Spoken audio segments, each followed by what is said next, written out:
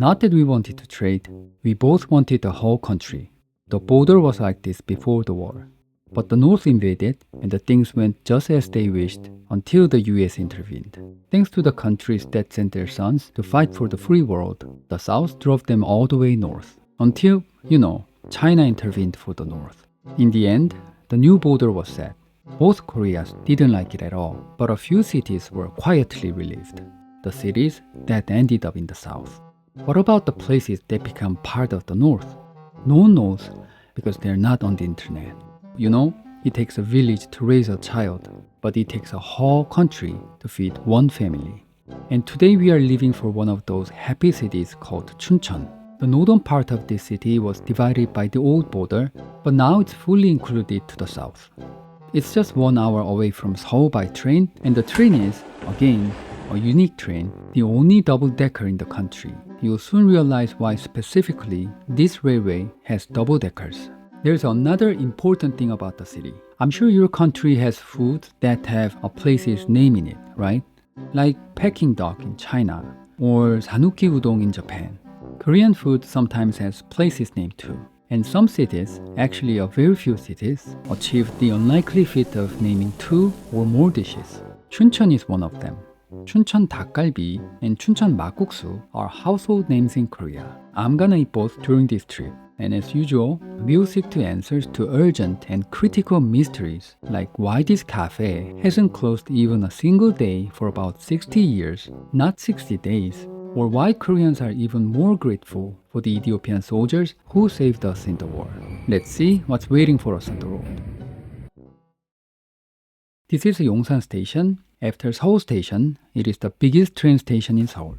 In front of the station, there's a long escalator going up. My train leaves at 10:55.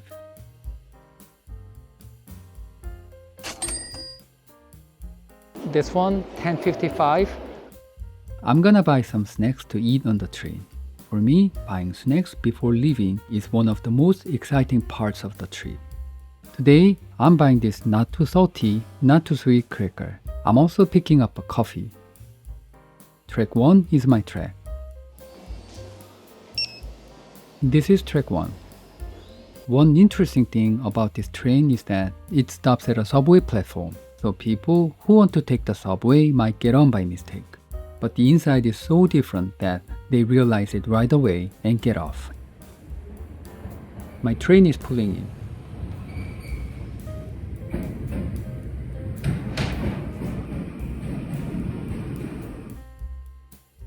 This carriage is a normal one-floor carriage. Here, there are foldable seats for standing passengers. Let's go to the double-decker part.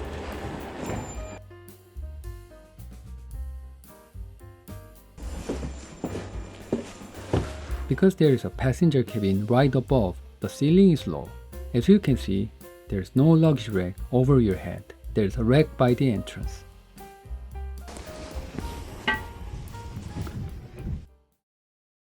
Why is this the only line with a double-decker in Korea? One reason is that a double-decker is great for enjoying the view, and today's line has a beautiful view. And here's how to make the view even better. Sit on the right side. If you sit on the right, you can see the Han River on your right side when the train goes along the north side of the river. Like this.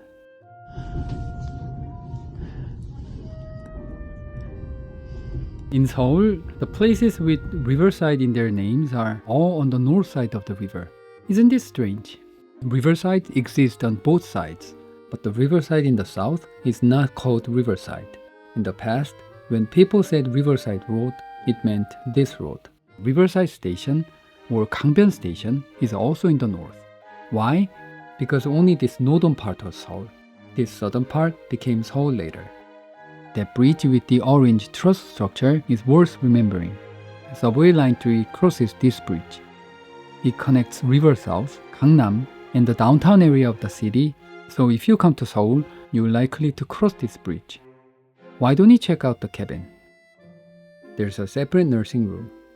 With its low birth rate, Korea is serious about making life easier for pregnant women. And you can see if the restroom is vacant.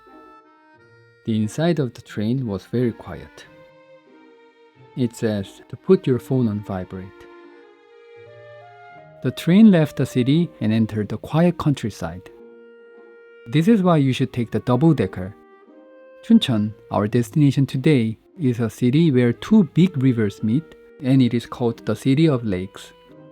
This river water flows all the way to Seoul, so the nature around this river is strictly protected. We have arrived.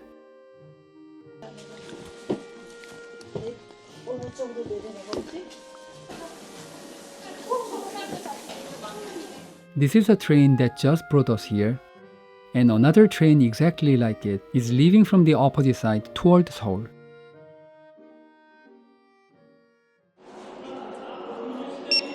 Here's Chuncheon Station. That way is the downtown area. I'm gonna walk there. Before that, let's check out the map for a second. As you can see, the city is surrounded by mountains and two rivers meet in the city. And as I said before, since this river flows to Seoul, activities that can pollute the river are strictly limited here. What's bad is that it's hard for industries to develop. What's good is that the nature environment and the sceneries are great, which is perfect for tourists. Since it only takes 1 hour from Seoul, it's a favorite for day trips or weekend getaways for people in Seoul. This is where we are. My accommodation is over here. By the way, Heung-min, the soccer player's mural, is also around here. And while walking, I'm gonna stop by a place for lunch. There's a restaurant I've been to before. It only takes 15 minutes to walk to the restaurant. And this is where a US military base used to be.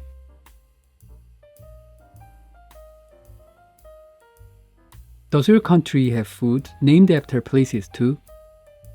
Please educate me on that. I would appreciate your recommendations too.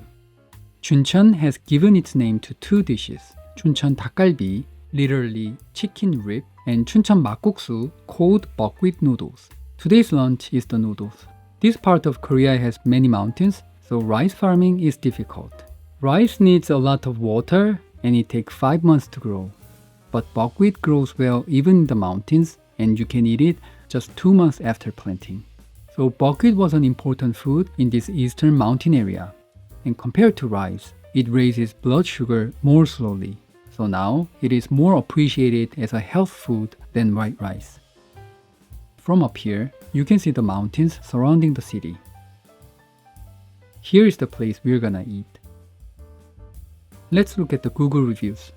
It has over 400 reviews and a 4.2 rating. This kettle is warm, so it's easy to mistake it for tea, but it is actually noodle water used to boil the buckwheat. It usually comes out hot. Since buckwheat is dark in color, the water is also a bit dark. This is very Korean flat metal chopsticks. It looks like a spoon is missing. I should grab one from the next table.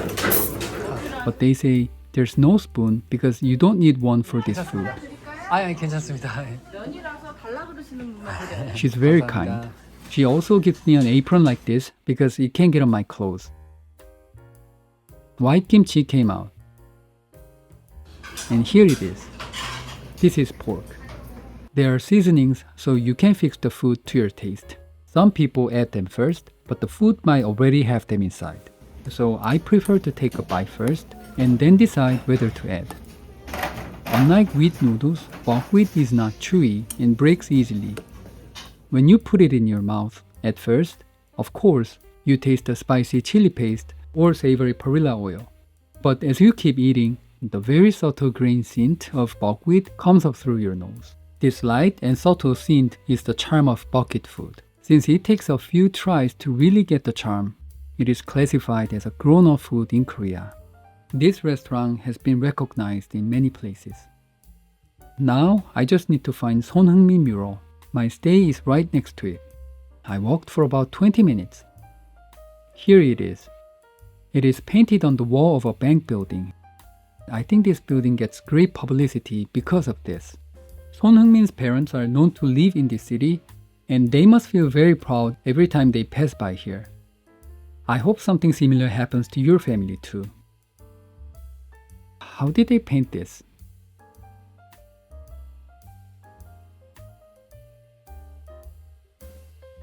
My accommodation for today is right over there. Here it is. I didn't know when I booked it, but it's not your typical guest house. I got a PIN number by text, so I have to enter it to get in. It looks like it was originally a place for long-term residents. There's no one here. Check-in is at 3, and right now it's 2:59. It might be because this is not the busy season. I met the staff, and the room door also uses a PIN number to get in. There are 2 beds, and it's clean. I think I was right about this place being rented to long-term residents.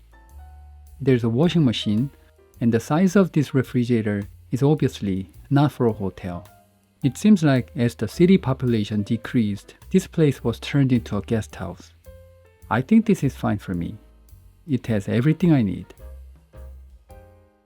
I took a short nap and I'm out here to have dinner. This time, Dakgalbi, the chicken rib. It takes about 20 minutes on foot. While I was away, nobody erased this. Like we saw before, a lot of mountains means less rice, but more buckwheat farming. But it also means more chickens. Why? In Korea, because cows were used for rice farming, areas where rice farming was hard had no reason to raise cows. But you need a good source of protein, and it was chicken here. Because chickens grow well in mountain slopes or yards with little feed, they were a good source of protein in these areas. Also, because there are many military bases near the 38th parallel, there are many chicken farms supplying chickens to the military. So there have been enough chickens in this area. The path here is pretty bleak. It's not a fun street to walk on. In Korea, even the ground tells you to cross quickly. There are many styles of dakgalbi.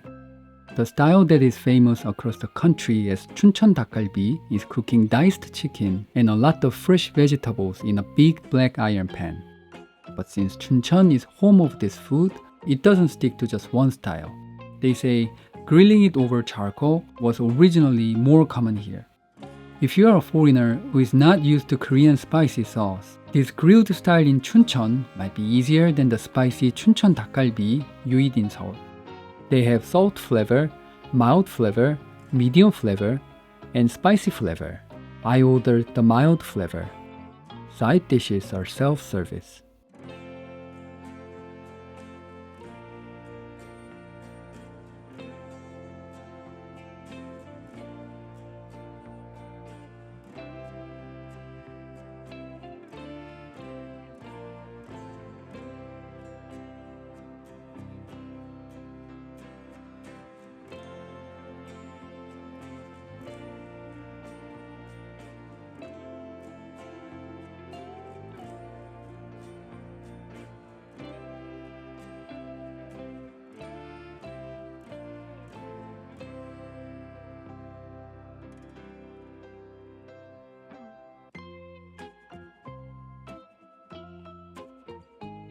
This place has a unique way of grilling.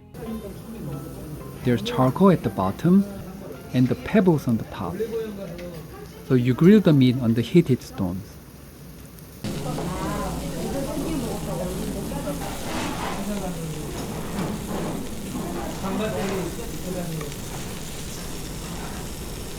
Mainly onigiri in Japan.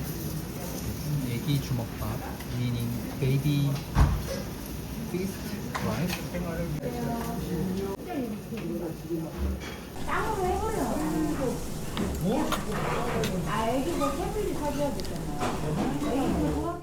That was a good meal. One thing I noticed was that the air was quite clean for a barbecue place. Usually, barbecue places have dirty windows, but the windows here were clean.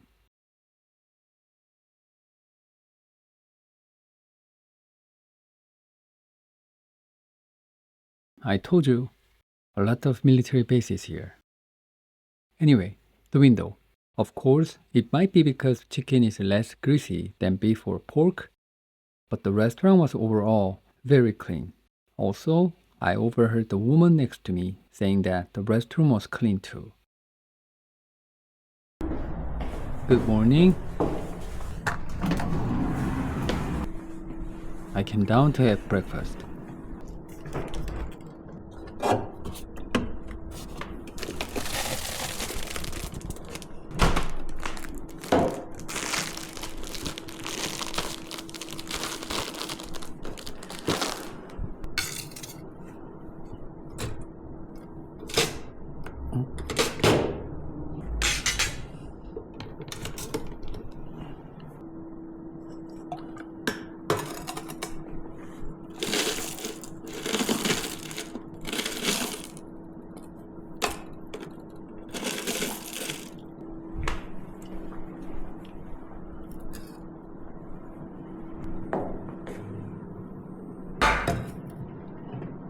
Oh, I need a spoon.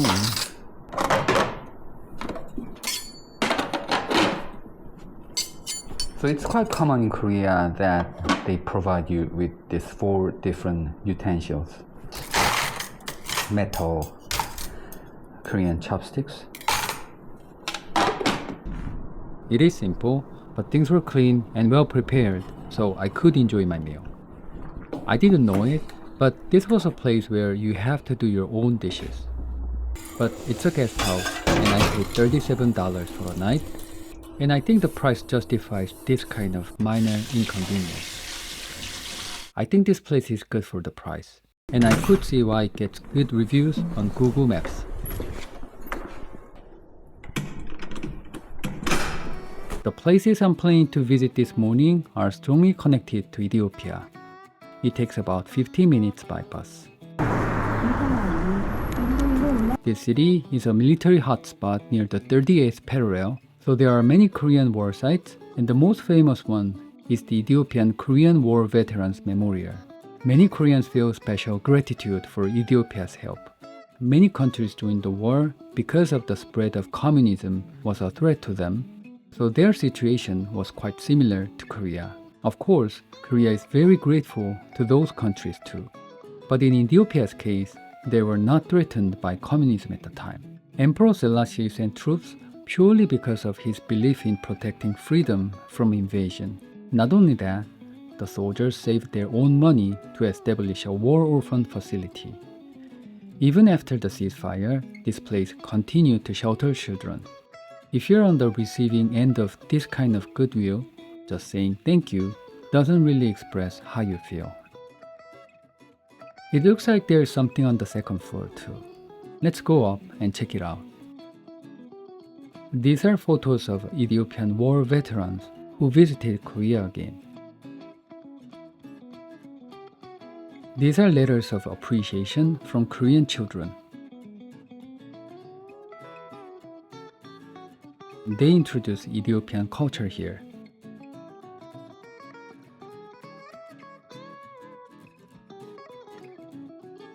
That building outside is another trace left by the Ethiopian Emperor in Korea.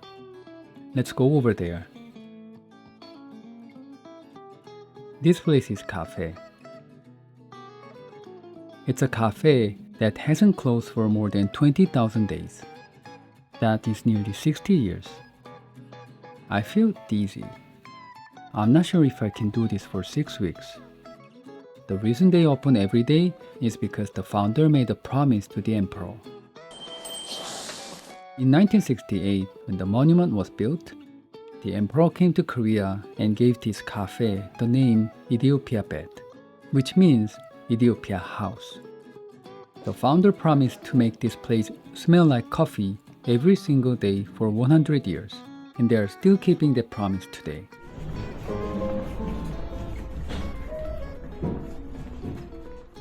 I feel great respect for them, but at the same time, I'm suddenly very glad that my grandfather didn't make a promise like that. I express my greatest respect both for this family and my family.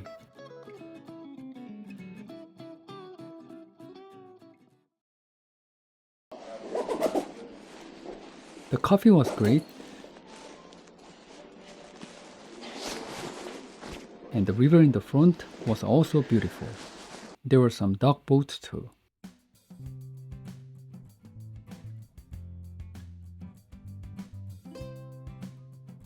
It'll take about 30 minutes on foot, and walking next to the lake seems like a good idea. These days, you get to see many skywalks in the country. From a walker's perspective, it's fun to walk at different heights and enjoy the scenery from different angles instead of just walking a flat path. Also, compared to opening a trail on the ground, it has less impact on the ecosystem. So, as long as the design of the skywalk matches the environment, there are many good things. I think this bridge blends pretty well with the surroundings. That is my train, the double-decker game.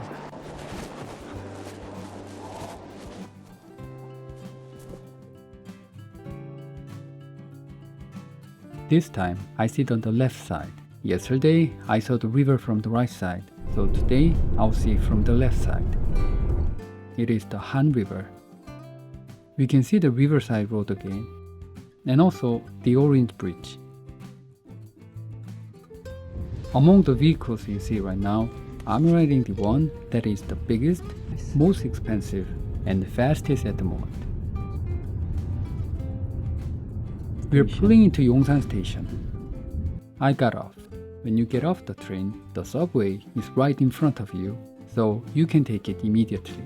But I didn't pay for the subway, right? For someone like me, there's this card reader that acts as a subway gate right here. You just pay by yourself here.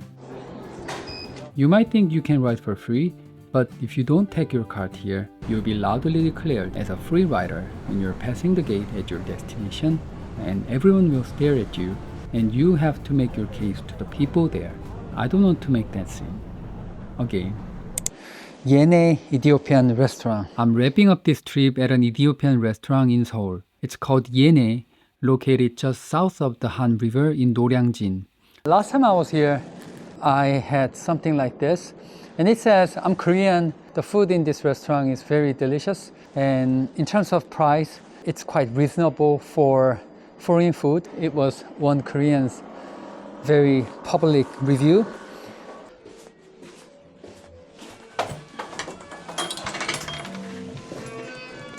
This is my second time here and second time trying Ethiopian food. So it's a bit too early for me to judge the food. Like Korean cuisine, fermented food takes time to learn. So it felt more new than delicious for now, but I'm sure I'll come to appreciate it.